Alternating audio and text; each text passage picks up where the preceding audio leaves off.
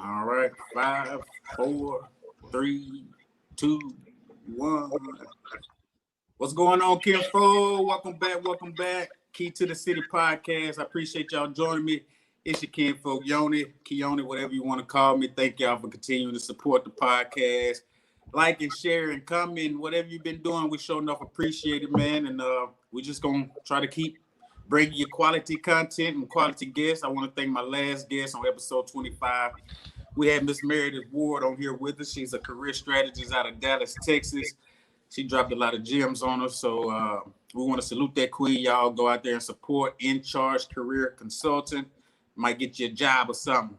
But nevertheless, you know, we're in some unprecedented times right now. I've been trying to bring y'all a few more political guests and community activists, things of that nature, because we need to hear their voices right now. We've had Congressman Mike Espy in the past. We've had Hinds County Election Commissioner Tony Johnson, as well as Hinds County Circuit Clerk Zach Wallace come through and drop some gems on them. And today is going to be no different. We're still battling police brutality. We're going through unemployment. We got the pandemic going on in the midst of an upcoming election. So it's a lot going on. We got a lot to unravel. And today we'll be speaking with Miss Allytra Perryman. That's right. She is the State Conference Planning Chair for the Mississippi NAACP and a graduate of USM. We'll be discussing a series of events that begin today at 6:30 p.m., scheduled to broadcast on the Facebook pages of One Voice and Mississippi NAACP. The broadcast will feature Black men, Black women, and Black youth speaking on the state of current affairs and the issues affecting our community. So we'll be asking Ms. Perryman about those events and find out a little bit more about her. So without further ado, ladies and gentlemen, boys and girls, welcome to the city, Ms. Allytra Perryman. How you doing, Queen?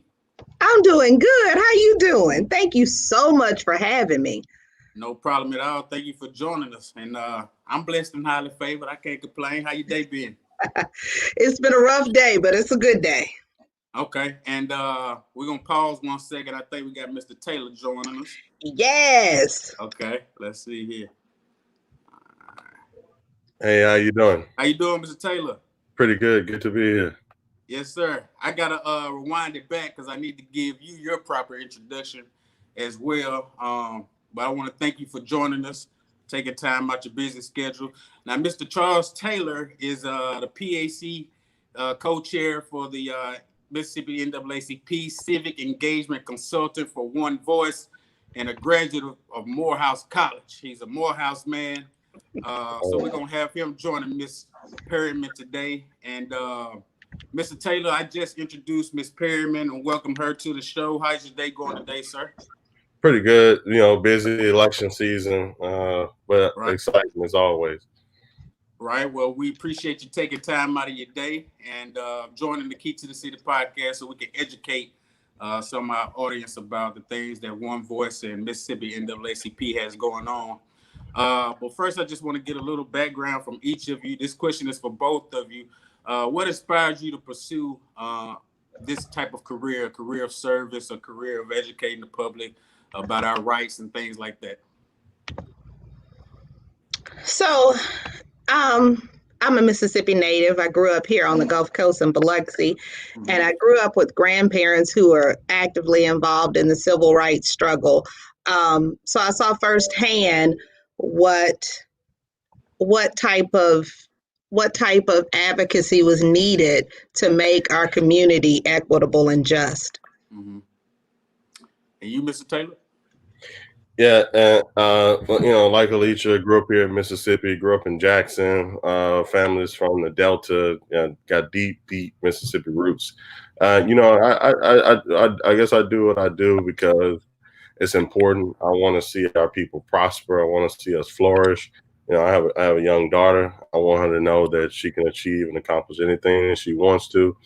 As she's growing as a beautiful young Black woman, and I want all Black women in Mississippi and all Black men in Mississippi, young and old, to feel that same way and to know that the sky's the limit. And so, you know, it's just a blessing that we are able to try to serve, I guess, as folks, to try to remove those hurdles as much as possible.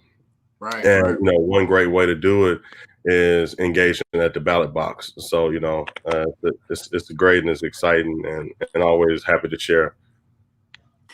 Thank you. And before we actually get into the specific events that we have starting today, I'm glad you mentioned the ballot box. I want to ask the both of you personally, do you believe that voting is still an effective way to create change here in America? Oh, yes. I I sometimes think we don't understand the true power of our vote. Voting can still lead to great things, and you should vote on everything: national elections, state elections. Here in Mississippi, we have elections every year, and voting on those local elections, sometimes a local election is decided by just 300 people. So voting for your district attorney, voting for your sheriff, those are the folks who have the first encounter with someone to decide how their lives could change, or how to make improvements. So voting is critical, and we can't think that it's not. It's too important to forget. Right. And I would just add, as Allytra mentioned, voting is extremely important. It is, I would say, the foundation of our democracy, the foundation of our civilized society. And so, when you look at being a Mississippian or American, every single thing, every decision that's made ties to who's in office, who has power.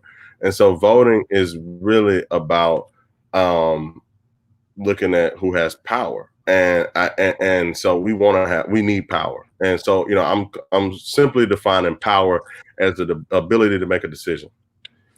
That's what I try to tell some of my peers and those in my demographic, that they want to state that, well, my vote doesn't matter. It's going to be the same old thing it's always been.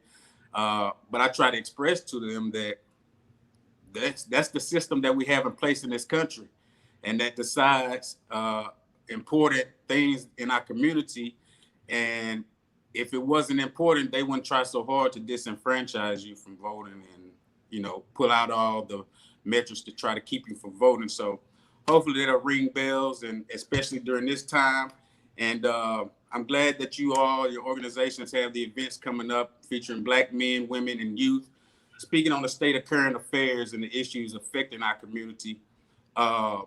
Before we delve specifically into those events, what do you see as some of those issues that are impacting us in a negative manner right now, that we should be aware of and possibly find solutions to? Charles, do you want to start? I know that's how much time do we have? But some of the hotbed issues, these have been issues that folks have been fighting for years. We're talking about police brutality. There's nothing new about it. Even before slavery, there were entities or I guess we'll say authority figures that were allowed to abuse their powers. And so we have great policemen in Jackson, we have great policemen in Mississippi, but there can be an element of abuse of power sometimes, and you want to always have check and balances with that.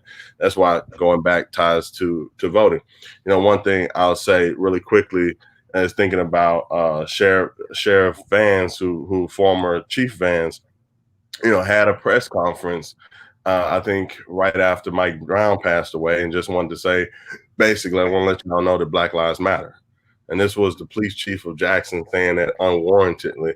And really, but you ask yourself, how could we get there? How could we have a chief who really understands? And it's not just because he was Black. It's because you had Black folks in Mississippi who recognized that their power at the ballot box could lead to them picking their elected officials. Those elected officials would lead to, appointing folks for the police chief, et cetera, making sure, or even like electing being able to elect the sheriff that we want in our county. And so, that's a big issue. Education in Mississippi is grossly underfunded every single year. Honestly, when we talk about educational issues in Mississippi, a lot of it ties to funding. Not to go too deep with it, but basically, the state of Mississippi says that a child needs X amount of dollars in order to be educated just at a C school level. And most of the schools in Mississippi, are not able to provide half of what they're saying that the child needs just to be at a C. And that's because the state is underfunding them. And then you ask yourself, why do we have failing schools? Well, we have failing schools because we're not investing in them. Once again, this is a ballot box issue. Our legislators decide how much funding goes into Mississippi. Years ago, we had the initiative on the ballot to fully fund education, make it a fundamental right in Mississippi. That was at the ballot box. And these decisions are being made. Think about criminal justice reform. You think about climate change. You think about COVID, especially like all the things that's happening with folks' lives and being turned upside down. And we really experience this collective trauma. And I would end with, at the end of the day, the relief for that is going to happen one way or another in November. And so just thinking about those issues, the reason why we wanted to have our series of events and have a series of conversations via virtual. And honestly, it's been a situation where, because it's virtual, we've been able to have a broader audience, speak to people and connect. There is the level of ease is just a click away.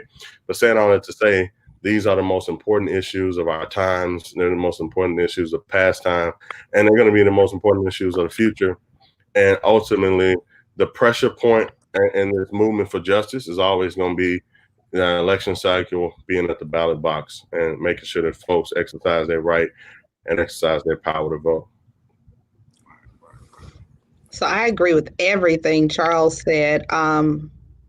In recent, like the past 6-7 months, we as a community have been under tremendous mental strain. COVID affects people of color more drastically than it affects anyone else. So, we're worried about ourselves, our loved ones, the older people in our family, our children. When it comes to virtual learning, that has been a struggle for most parents, but it especially affects children of color. The access to the technology, understanding the whole virtual process has been a challenge. So we understand that people are exhausted, and we want to give them some type of way to know that we hear you, we see you, you still matter to us, and we want to talk about things that affect you every day. Yes, Lord, we need it. I'm thankful you all are stepping up. The Black Voices event, the virtual events. Tell us more about each event. When does it start? How long is it lasting? What can we expect? So Black Voices starts tonight at 6:30. It's tonight, tomorrow night, and Thursday night at 6:30 on Facebook Live.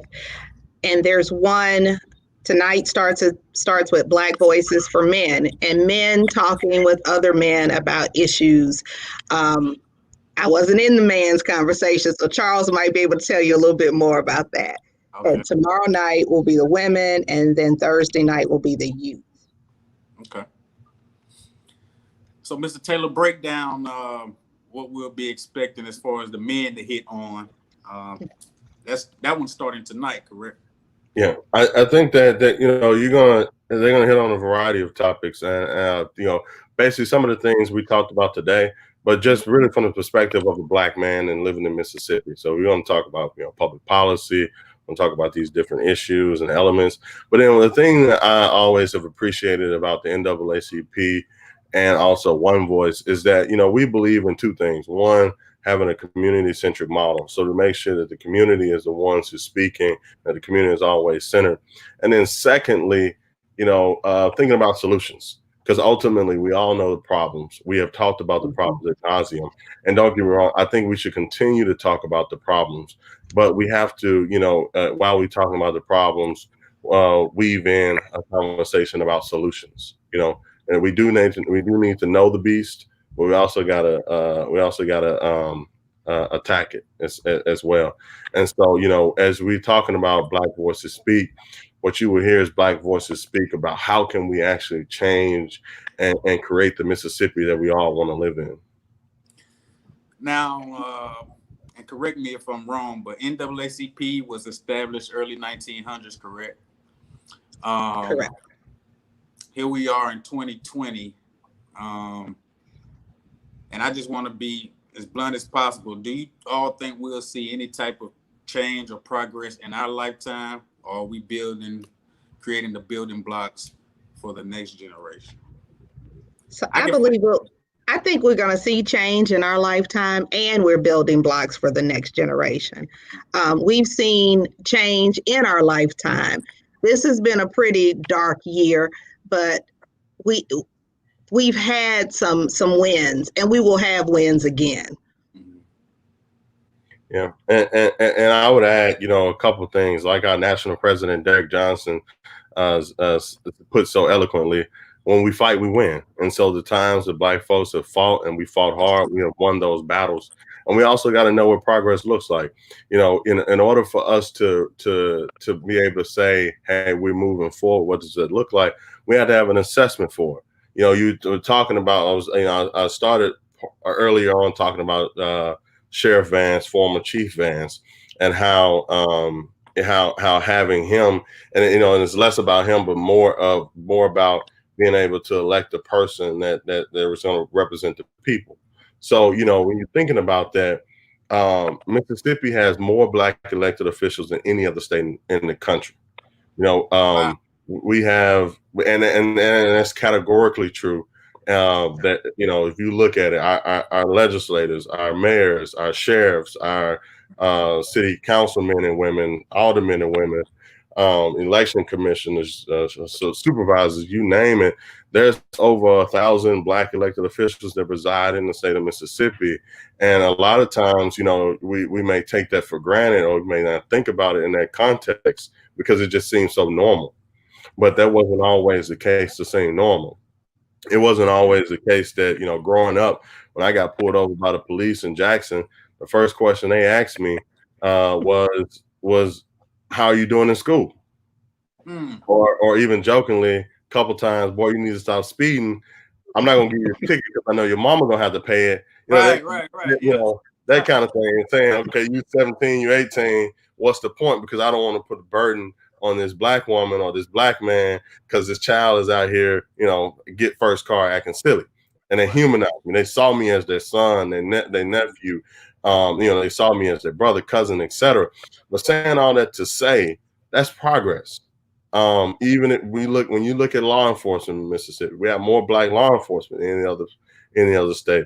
But with all that being said, progress has happened and progress is going to continue to happen. And don't get me wrong, there are days where we all probably want to cry about how painful things are. To be honest with you, sometimes for me, election day starts off feeling like Christmas.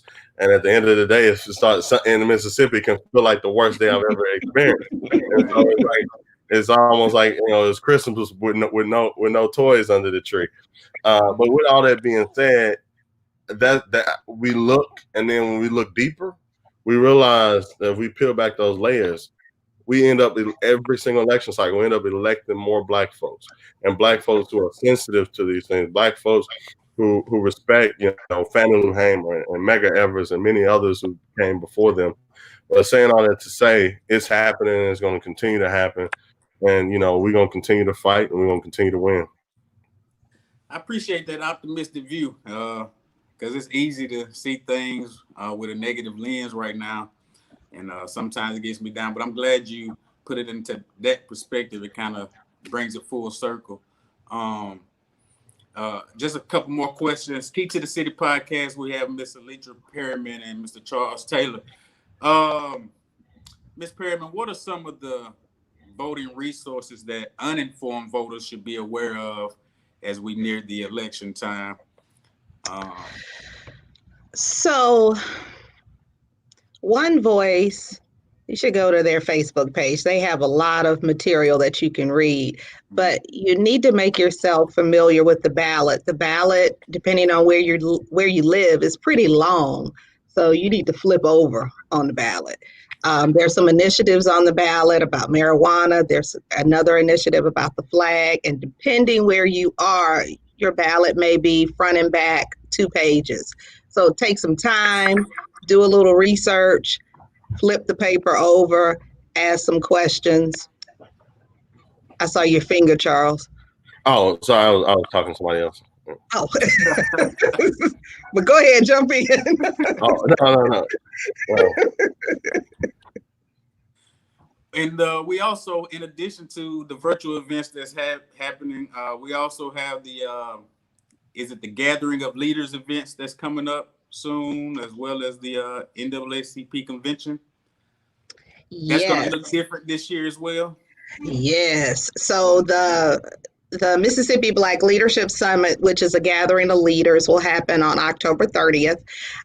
It is virtual. All of our events are virtual this year because we want people to stay safe. We just don't know what's going on with this virus, and we don't want to put anyone in harm's way. Typically, these events would be in person with, a meal and fellowship, but we're doing things virtually, and we've condensed the schedules a little bit. So for the convention, the state convention will be November 12th through 14th, and we have a dynamic lineup of workshops, a celebration of women, economic security. The youth in college will have a town hall. We will also have workshops on criminal justice, civic engagement, education, and health. And all of these workshops are designed so that people can go back to their neighborhoods and become advocates for their community. So you get the tools and resources you need at the convention to go back into your own community and be that difference that you want to see in your community. Preach. Each one, teach one. That's right. Y'all make sure y'all stay informed. Go visit the pages of Mississippi NAACP as well as One Voice. Find out what's going on, the events. Make sure you stay abreast of all information going on out there, so you can make an informative decision this November, and we can create some change in our community. I definitely appreciate you, Mr. Taylor and Ms. Perryman, for stopping through Key to the City today. Any last words for our audience? How can they reach out? How can they contact? Anything like that? I'm gonna let Charles go first. Oh yeah, I just wanted to reiterate something, and those ballot initiatives. They are so important.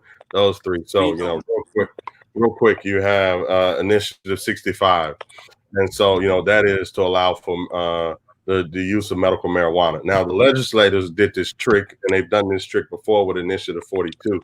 And what they're hoping to do is to confuse the electorate. I was going to say that. And I'll say that. So first, you have to choose whether or not you want to change the Constitution.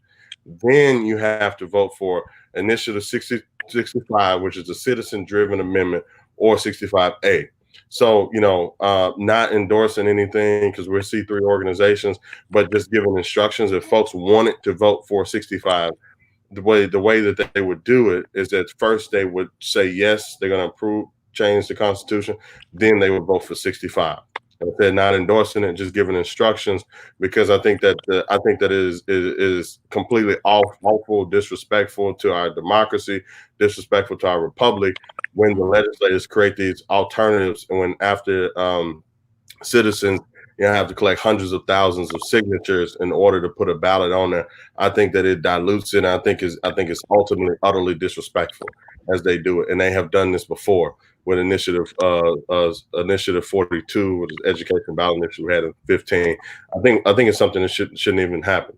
That's like my personal opinion about that, in terms of them being able to create a legislative alternative. Secondly, you have the flag. So the flag is on there, new design. I can tell you this. I condemn the Confederate flag. It's a sign of hatred for a lot of my people. I've seen how my father would react to seeing it, and it was almost like, he would be, or my mother, and they would be reminded of their days at Ole Miss or in the late 60s, early 70s, I mean, they would almost get sick to their stomach. And so I'm glad that Mississippi finally moved in the right direction to unify our state under a new, taking that flag down and then take steps to vote for a new flag. So, you know, if you are just instructional again, if you are supportive of the new flag, then you would just vote for that. The last initiative I would say is really important, and that is I would almost call it one of the last things about Jim Crow that we need to get rid of, and that is the electoral college in Mississippi as it relates to a governor. So, give you an example. So right now in Mississippi, in order to be governor, you have to win the popular vote, and you also have to win the majority of the House seats. Well, we know that Mississippi House is extremely gerrymandered. It has been done so by the Republicans. You know, just giving information. These are factual things, not endorsing anything. But since that is the case, let's say you had an African-American gentleman like Mike Espy or like Congressman Thompson who would want to run for governor. Even if they won the popular vote, it is unlikely that, or less likely that, they would also win the vote in those House districts. And that's the way of allowing for gerrymandering allowing for Jim Crow to still exist. And so with that being said, it would then go to the House of Representatives, which is gerrymandered by the Republicans. You can imagine who they would pick as our governor in those instances. So, you know, what's on the ballot this year, and I'm happy that it is to do away with the requirement that you have to have House districts, and it'll go strictly to a popular vote. And honestly, having a popular vote speaks to the purity of our democracy and the purity of being at the ballot box and letting the citizens of Mississippi decide who they want their governor to be. So if you are for allowing for Mississippians to choose their governor and not our gerrymandered legislators and certain possibilities, then you would vote for the change or the vote for the removal of that amendment. The language that has to be all the House districts on that amendment. Wow, man, you just schooled me. I just got an education in about 5 minutes, man. A political education. I appreciate that. All my audience, y'all need to be aware of everything this man just said. So not only will you see this program today, but I will repost it, reshare it at least a week before the election, just to remind you and keep it at the forefront of your mind. And they're unable to endorse anything, but I'm going to endorse it. Vote 65 and vote to allow Mississippians to choose a governor. You dig that? Man, I appreciate y'all, man. Black King, Black Queen, for dropping this knowledge on us. I'm sure my audience will use it. And I'm glad that we have you all to look up to help create change within our community. And I salute you. Continue to do your thing and continue to push forward and continue to create change for the culture. Any last words? Go vote. Go vote. Join us on Facebook. Get involved. Let's do it. Let's create some impact. Key to the City podcast. I'm your host, Keone G. She is the queen, Allytra Perryman. He is the King, Charles Taylor. We are out of here. Peace and blessings. Everybody have a good day. Thank y'all. Thank you.